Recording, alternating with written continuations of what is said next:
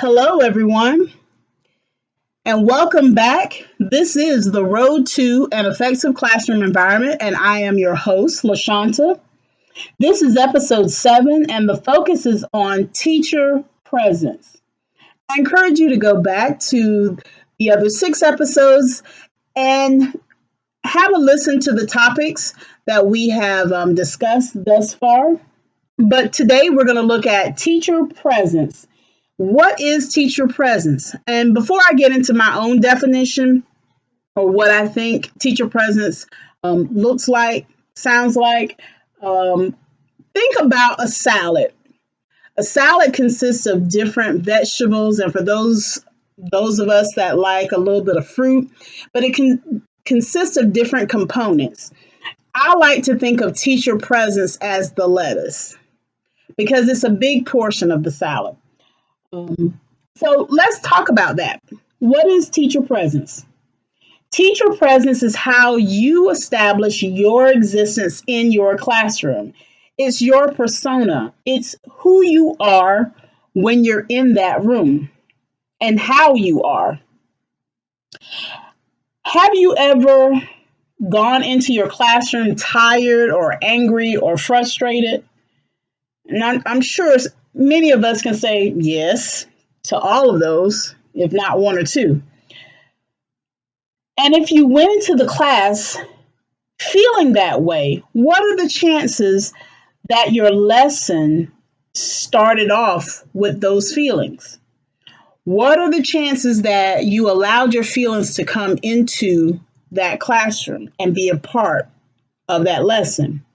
Now, this would be awesome if you're talking about characterization or you're acting out different plots or looking at different components of some historical piece. If it's actually a part of the lesson itself, bringing feelings into the lesson gives it more imagery.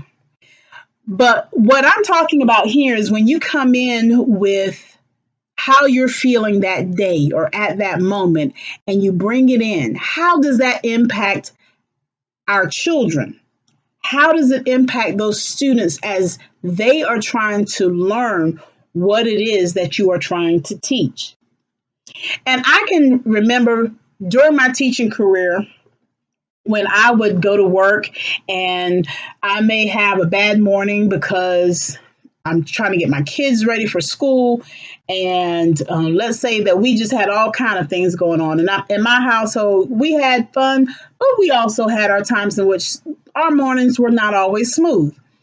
Then there were times I can remember being sad and going in and my students, I was the type, I never wanted my students to see me cry, but I can remember 2 specific times in which my students saw me crying.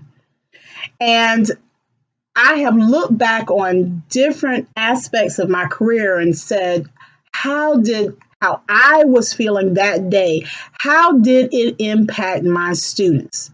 How did it impact them? Did it impact them in a positive way or a negative way? Or was there no impact?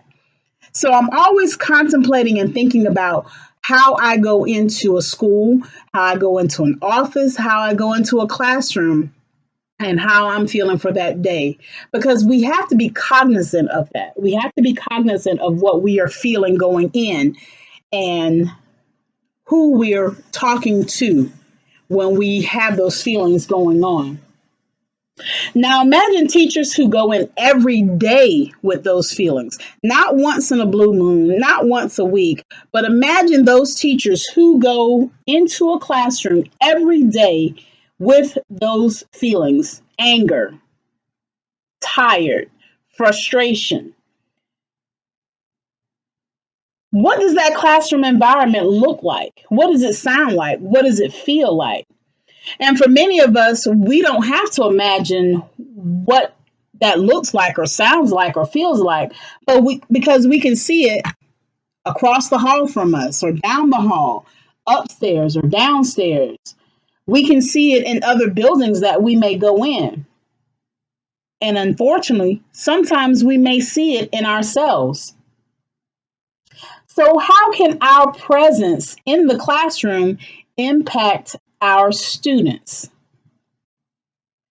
I have had the wonderful opportunity in this journey in education to be surrounded by so many wonderful teachers, custodians, cafeteria workers, media specialists, guidance counselors, instructional aides. I've been surrounded by many people in my 20 years in education who have had a positive impact on my life.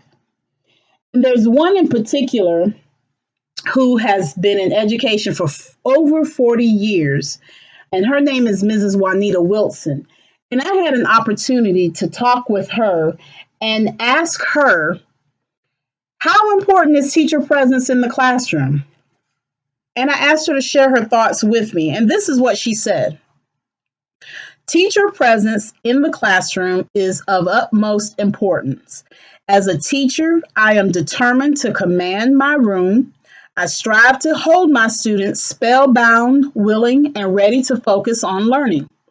I believe that much of a teacher's presence in the classroom, the thing that students intuitively respond to, is composed of actions teachers can take that can be taught, practiced, and mastered. From tone of voice, body language, and physical space surrounding them, teachers can learn to manage themselves and their environment for the benefit of their students and serve as models of self-respect and self-discipline in the process. Thus, a teacher's physical appearance in the classroom conveys powerful messages to students. What an awesome summation of how we impact our students. Our tone, our body language, our candor, everything that we do when we step into the classroom, when we step into the building, should be positive and purposeful. Catherine Lovewell of Teacher Sanctuary had this to say about teacher presence.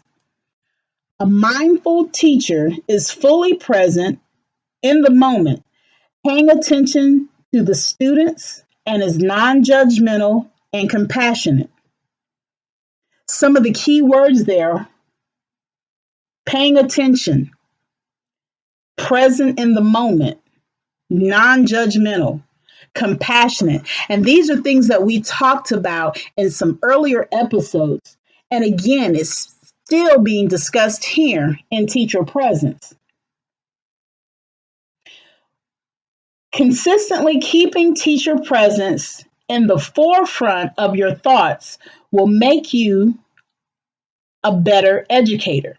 Not forgetting that your classroom is a stage and you are a conductor to that symphony. You can create beautiful mosaic music or intentional chaos. Intentional chaos is the result of walking onto your stage with any emotion other than excitement and passion. Excitement and passion are our vehicles to success with our students. Sometimes we are very quick to talk about the baggage that our students bring each day when they come into our classrooms. But what about our own baggage? Do we know how to leave it at the door, as we sometimes tell our children? So why do we expect our students to come in perfect and without baggage if we ourselves bring in our own? That will be another episode.